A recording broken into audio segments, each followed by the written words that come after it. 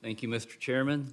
Thank you for holding this hearing on reauthorizing the Magnuson-Stevens Act, which is one of the most important laws under this committee's jurisdiction. We know it may be named after two former senators, but anyone in the fisheries world knows that our Dean of the House, Don Young, is co-responsible for not only its creation in 1976, but for its continuation.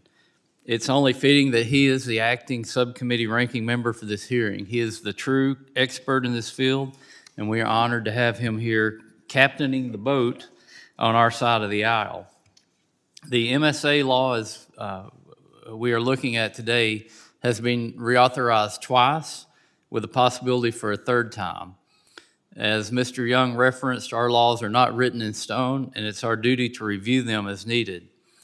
That involves looking at what has worked and what hasn't, which is the scope of this hearing.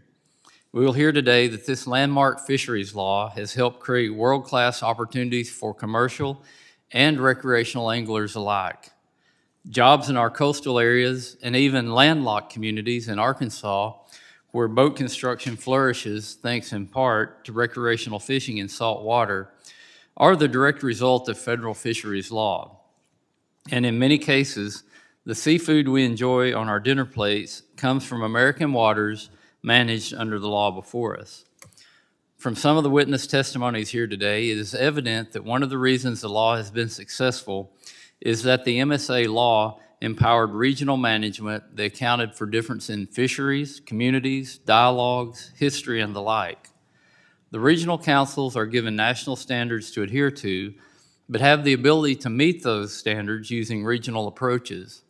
Mr. Young's bill continues that management style while providing for more flexibility and transparency in the law. Mr. Young's bill also promotes science. We will hear today that researchers are making great technological advances to measure fish abundance, and that the federal government, at least involving red snapper in the Gulf of Mexico, has some work to do when it comes to fish counting.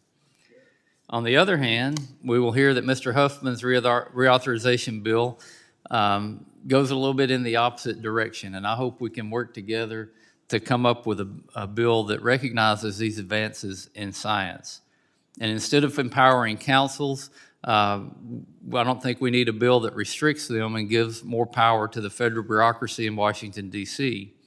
It could lead to regulatory chaos and litigation when it comes to changes on federal bycatch standards. The bill also changes the process for potential impacts on essential fish habitats and gives NOAA superpower status over other federal agencies. For example, the U.S. Navy has strong concerns over these provisions and is worried about military preparedness and readiness.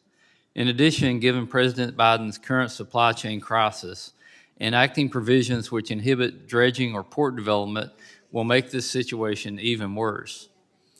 In conclusion, both bills, as well as Congresswoman Dingell's bill on forage fisheries, which is included in Mr. Huffman's bill, are well-intentioned.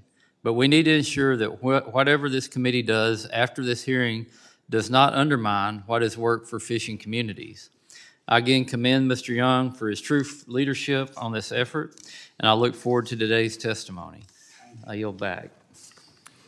I thank the ranking member. As this is a legislative hearing, our first panel is one of congressional members speaking about the bills on the agenda.